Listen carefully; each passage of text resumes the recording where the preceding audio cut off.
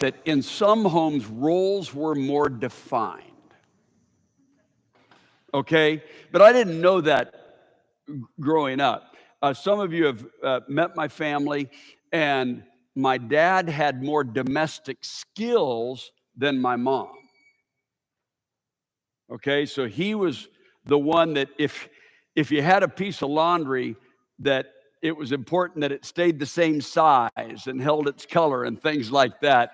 It was more likely that you'd reach out to him for a little help. And the same thing was true with cooking. When our children would visit their grandparents and they'd go to church and people would say, "Oh, I bet you're enjoying your grandmother's cooking." You know, the kids learned to deflect, right? Because surviving grandma's cooking and enjoying grandpa's cooking, you know. And my mom, she had no issue with that. No issue with that. For her, driving a truck was just as wonderful as if you knew how to run a washing machine. Okay. And like I've just said, she was better at one than the other. So when we were growing up, our training, at the discipline in our home, the rule of life in our home was as soon as we were old enough to get it figured out, and especially when we went beyond a wringer washer, some of you remember that, to like a regular machine, washing machine, then if you washed your clothes, you washed everybody's clothes, like the whole family, right? So everybody put their laundry out there and you did everybody's clothes, okay? So this is kind of how I grew up. So when Susan and I got together, one of I'm here, yeah. So when Susan and I got together, we had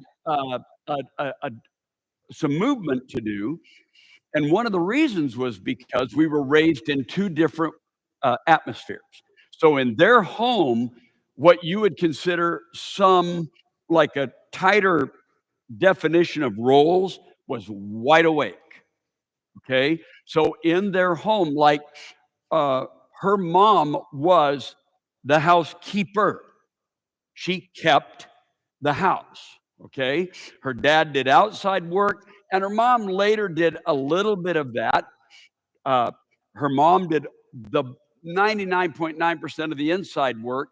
She saw that as a role. She saw that as a responsibility. She took pride in it. She didn't feel put down by it. Uh, that was beautiful. But when we got together, one of the things we had to navigate was, what do you mean, Don, when you're doing dishes and I'm standing right here? Does this mean that you don't approve of how I do it? Well, no. I mean, you're great. I'm the B team on this project, but I never had an imagination that it would have that effect. Okay. Or if I'm doing laundry, do you not like the way I do laundry? Is there something you want me to change? No. I'm just, you know, doing laundry. But it took me a while to realize that roles can play their way into identity. So the roles that are modeled can play their way into identity. Now, think about this then. So then our daughter Amy, who was the most enthusiastic about learning how to be a mechanic, okay? So she gets married to a guy who isn't overly enthusiastic about being a mechanic. That's probably a good thing, right? But had he grown up in a situation and embraced the role differentiation, that might have been a problem. Okay. So, with that said, the church we started in was the Southgate Christian Church, and they had women that led worship. They had women up front, they had women leading prayer. So, I grew up in a setting where I saw that not just in my home, but at church. Most of my elementary school teachers were women, 5 of the 6. I had one that wasn't. But our PE teachers were women. But when I went to junior high, that shifted. And in junior and high school, the coaches were men. Okay. So I'm being shaped by all of this, but I don't realize it. Then, and this is why I've told you everything I've told you up to this moment. In 1997, my dad called me in the fall and said, "Hey, I'm going to have open heart surgery, double bypass, and two artificial valves." And they were planning this out. I said, "Okay, well, which hospital are you at?" "In Portland, Oregon." "I'm at Providence." "Okay, good.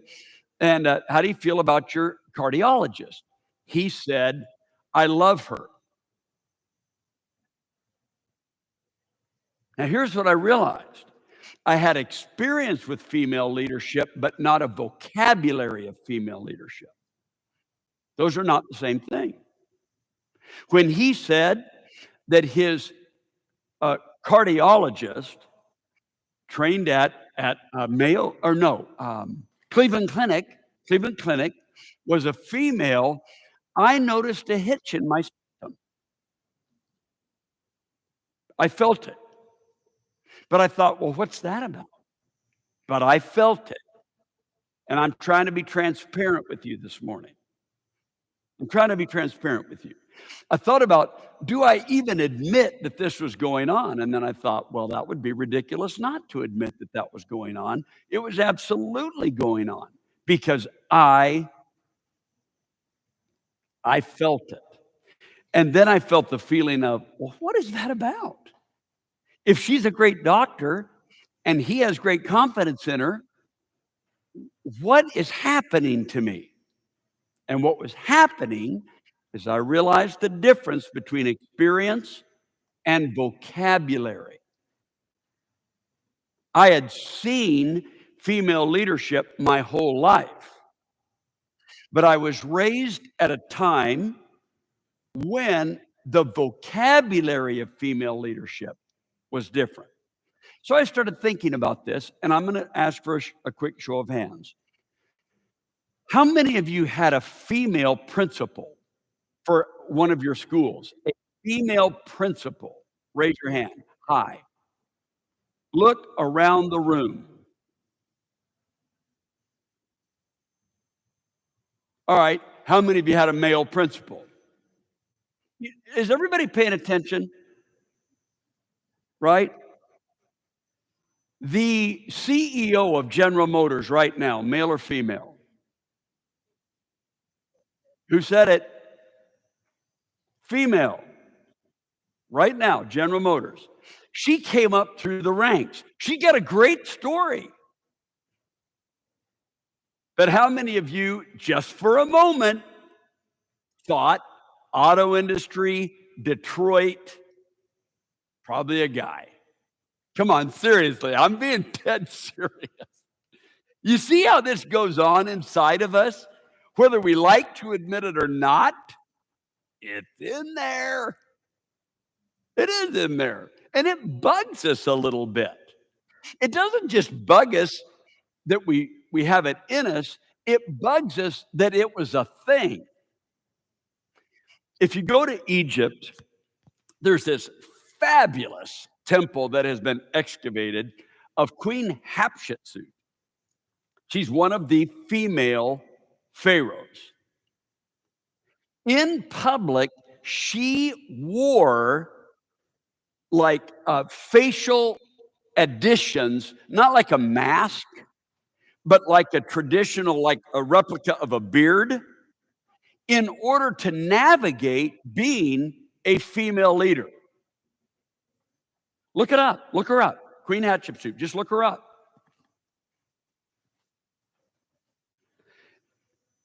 Deborah the judge, who's a warrior in the Old Testament.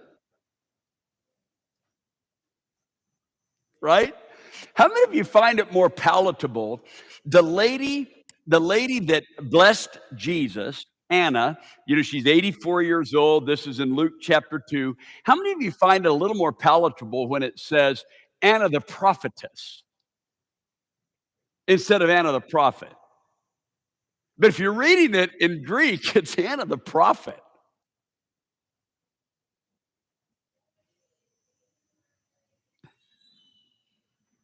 Well, maybe you're good with all of this, and God bless you if you are. Anybody else in here had a little bit of this weirdness go on inside of you over the years, right? They send out a fire truck to your house, and she gets there and asks you what happened.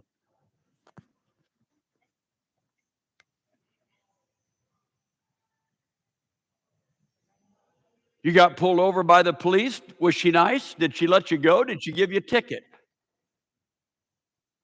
We struggle to think outside of these boxes. It's a true thing. It is a true thing. So now my question would be, what happens when God chooses the analogy of a mother to describe God's relationship with his people?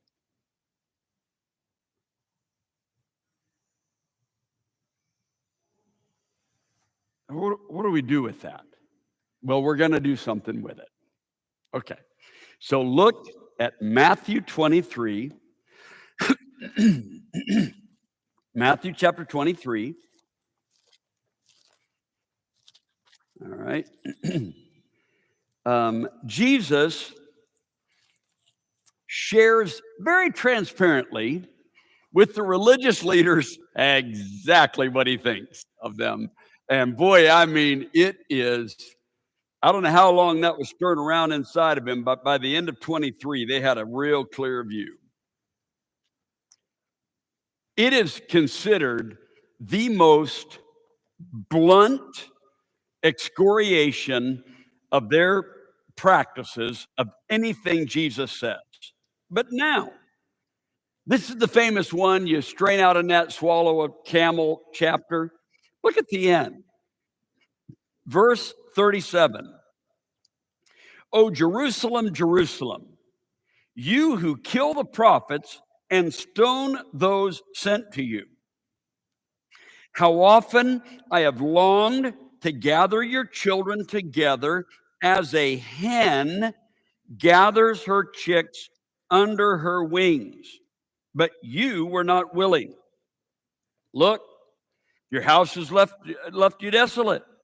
For I tell you, you'll not see me again until you say, blessed is he who comes in the name of the Lord. Okay. Do you notice, first of all, that Jesus says, how often I've longed to gather your children together as a hen gathers her children or her chicks. If you'll back up to verse 31, I'm sorry, verse 29. Woe to you, teachers of the law and Pharisees and hypocrites! You build tombs for the prophets and decorate the graves of the righteous. And you say, oh, if we'd have lived in the days of our forefathers, we wouldn't have taken a part with them and the shedding of the blood of the prophets. So you testify against yourselves that you are the descendants of those who murdered the prophets. Fill up then the measure of the sin of your forefathers. You snakes, you brood of vipers, how will you escape being condemned to hell? Therefore, I am sending you prophets and wise men and teachers. Some of them you'll kill and crucify. Others you will flog in your synagogues. You'll pursue them from one town to the other. And so upon you will come all the righteous blood that has been shed on earth, from the blood of righteous Abel to the blood of Zechariah, son of Berechiah, whom you murdered between the temple and the altar. I tell you the truth, all of this will come upon this generation. This is a really important context because notice Jesus goes back to Genesis. Everybody see that? So when he says, I've longed to gather you, you understand he's not speaking as just as 33-year-old Jesus. He's speaking as God. I've longed the whole time. The whole time. So I asked our son, Don James, who's a professor of English literature, I said, what's the difference between a metaphor and an analogy? He said, a metaphor is the comparison of two things that are different. Analogy is a comparison of two things that are the same. This is not a metaphor. This is an analogy. Jesus is trying to reveal that God has a heart that can be uniquely characterized by the way that a mother hen longs to gather her chicks in the middle of the world in which they live, and they refuse to be gathered. Okay. I saw online yesterday a guy who said that he had a trick for calling his cat. It's a true story. He said, my cat won't come to me when I call her by name. So he takes one of her kittens outside, and the kitten starts mewing, and the cat immediately comes home. The cat could resist his voice, but not the voice of her offspring. In the Old Testament, the Bible says, man, people may abandon you, but God says, but you understand, I won't abandon you. So now I have a question for you. What do we learn about belonging and autonomy from this analogy? So you have these chicks running all over the yard. The mother hen is clucking for them to come to nest under her in safety and belonging, but they won't. God uses that analogy to describe God's call to belonging and his gift of autonomy. That God has a place for everyone to belong, but we have some decision making. We have the capacity to make decisions. Some people think that God should overrule our decisions and make us want God more than we would on our own. So why would God practice autonomy? Why would God be ready to gather us and allow us to scatter ourselves?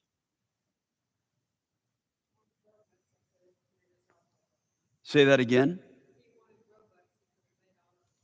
Well, so Nancy addresses this by saying if God wanted robots, he could have made robots, right? I don't disagree with that. But here's what I want you to do. At your tables, you're seated at tables.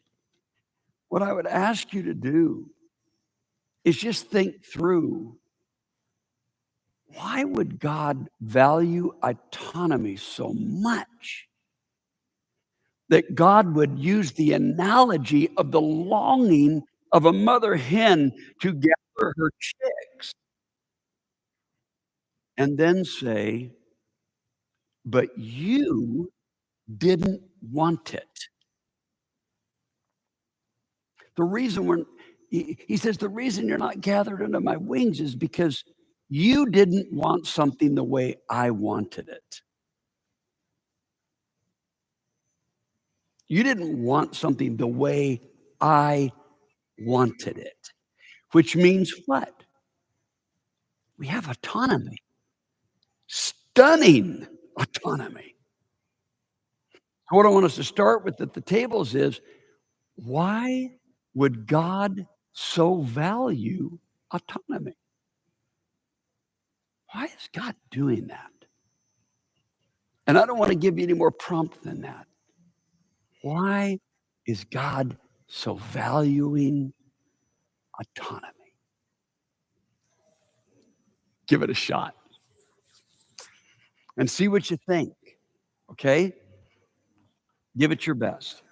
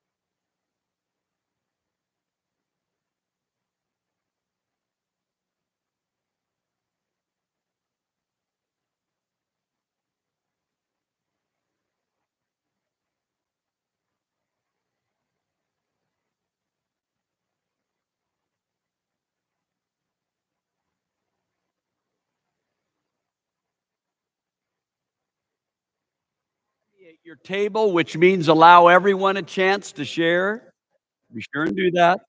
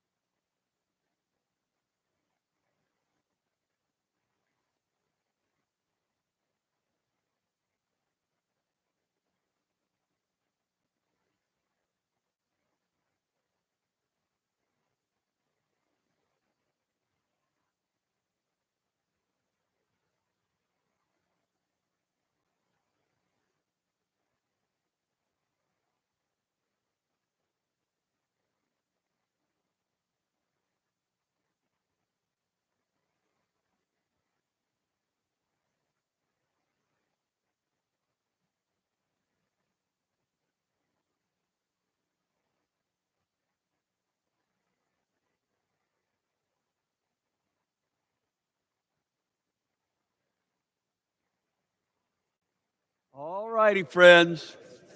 I'm going to give you a chance to get back into this discussion in just a moment, but I want to add an element. In your own experience, when you feel anxious about someone you love, do you lean into gathering them or giving them autonomy? When you feel anxious about someone you love. Because when you read this text right here, it is a tense text. That's why I read the few verses before it. You brood of vipers and snakes. I mean, this is a tense text. You guys are like, oh, well, we wouldn't have killed the prophets. Baloney, Jesus said. You're just like them. Man, the one that killed Abel, you look like that, right? I mean, this is a tense text. And as God in the flesh, he communicates. Let me tell you where I am in this thing. I would love nothing more than for you to come to me and let me be for you that intimacy, protection, provision, warmth. I'd love to be all of that for you, but you don't want that. Okay? Are we together on this so far? So the question is, which do you lean into? Right? Do you lean into, well, do whatever you want? Or do you lean into, come here?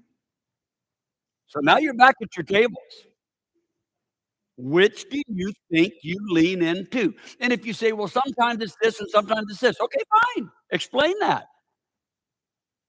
Go ahead and explain it, but just be transparent as you can. Which do you lean into?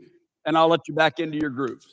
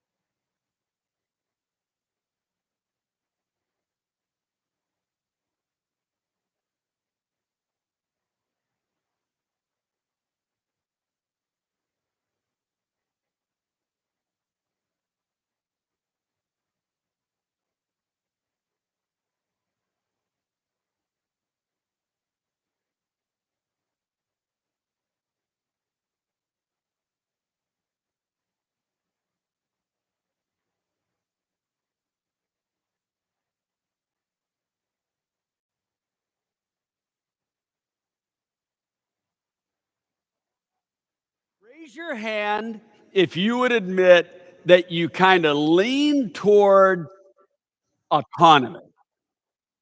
Kind of lean toward that. Okay, I see a few hands. That doesn't surprise me. How many of you kind of lean toward gathering up close? Okay, I see some hands. Okay, I want you to think with me about something. If you had children, if you had students, how many of them thought you got it wrong at some point? Did you hear Doug? I had the same feeling, the same way. Because when we offer autonomy, they might come back later and blame us for the outcome. Oh, yeah, that's a good point. Doug said we could get blamed for the outcome either way. And then sometimes when we try to gather, what do they feel like? You're not letting me make my own decision. I'm grown up. I'm right. Anybody else in the room?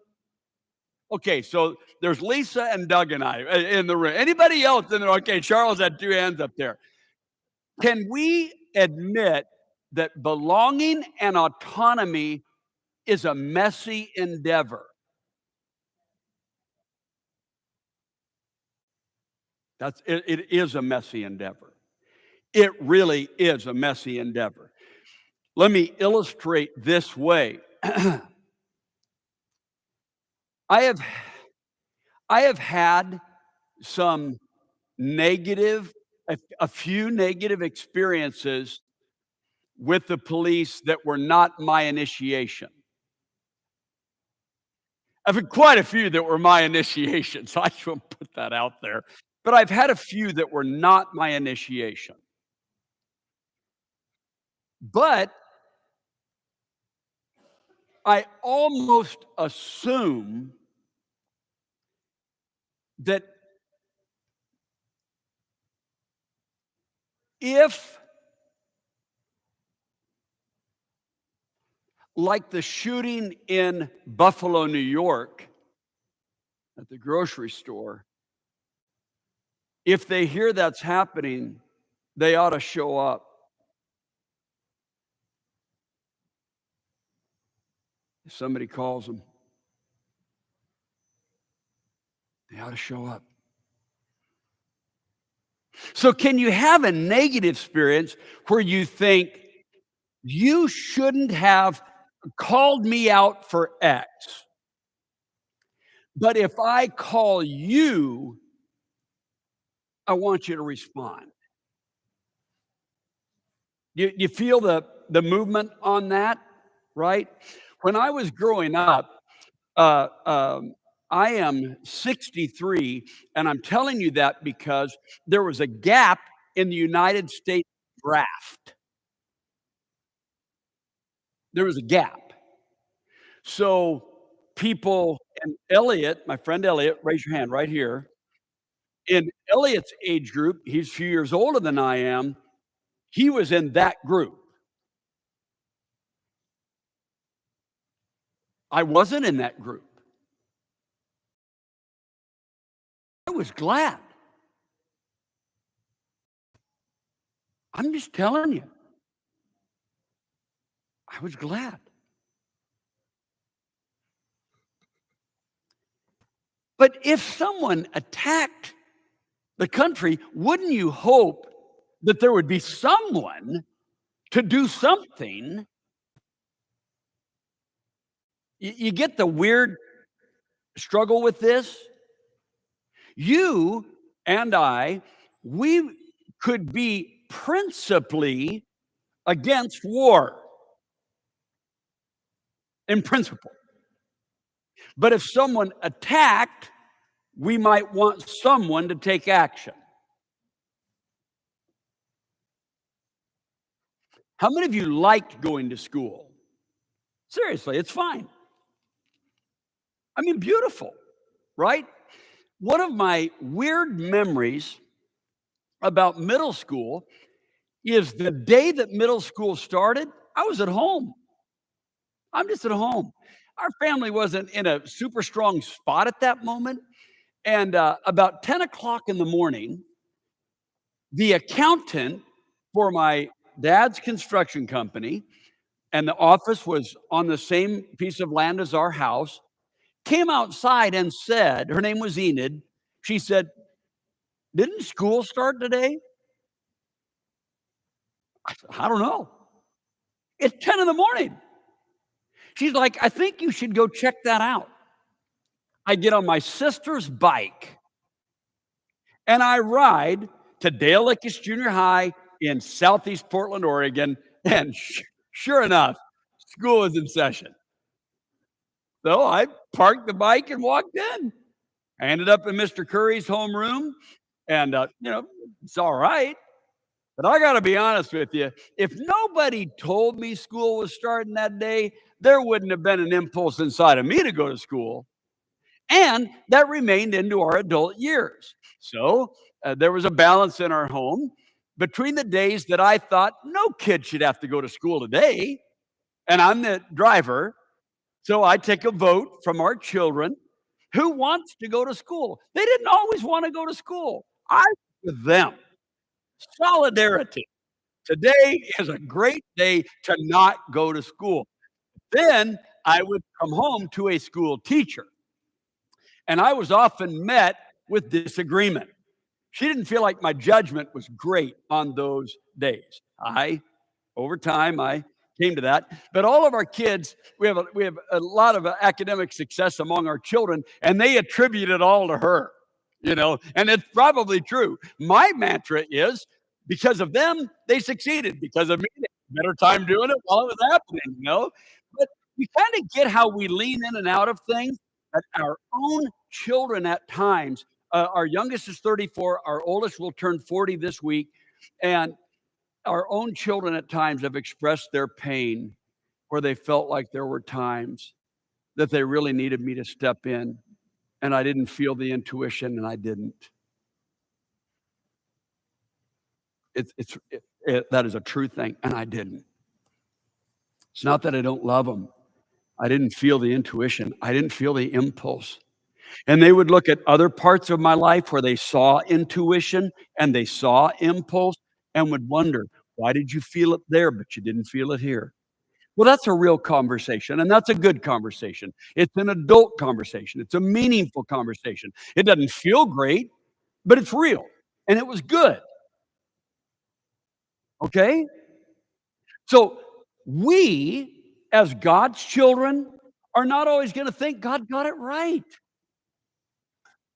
There are going to be times when we're going to think He gave us too much freedom, individually or humanity, right? Have you ever asked the question, why does God allow war? Why doesn't God do something about it? So have we ever felt like God should not have given us that much autonomy? Can we just admit that there are times when we feel these feelings? But then are there other times when we feel like that God's holding us accountable for something that we don't want to be held accountable for? Can that also happen? You see, this powerful paradox of belonging and autonomy, of being a part of something and having the ability to choose to distance ourselves from the very thing to which we belong. That is alive in us all the time. How many of you have been blessed? This is a Bible I've worked with for a while. Sorry about that. The Gospels just fell out. They're the most used part of this one, so hold on. Let me put them back in. How many of you have been blessed by this? How many of you have said at times, I'm not reading it enough? You get where we're going with this? So we feel it strongly when it is ministering to us beautifully, right? And then at times we think, I'm too far from it. How many of you have ever been blessed in prayer? How many of you have ever felt like you needed to pray more? You get what we're working on here? Amen? So I want to finish with this statement, and I want you to, I want to read it because I've written it out carefully, and I want you to read it. I want you to hear this. Please listen carefully. Autonomy is about more than our relationship with God. Autonomy is about a shared relational future. It's not just, did we gather up under the hen's wings? It's what does that closeness mean to our shared future? So when we're working on this challenge of belonging and autonomy in our families, keep in front of you the value and the priority of the shared relational future, okay? All right. We're over time. Can we do one super quick comment, Lois? Mm,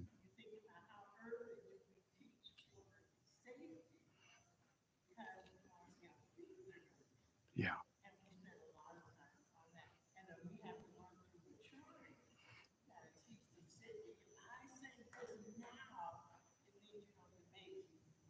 Yeah. See, safety is a huge part of this issue. And how do we teach them to make decisions that will help them learn how to keep themselves safe and out? All right. Thank you for today. God bless you for being here. Let's enjoy worship. If you are new to this space, you can go to worship to that hallway. You can go to worship to this hallway. And right outside is the restroom. And then go down to the right, and we can go to worship together. Thank you for being here.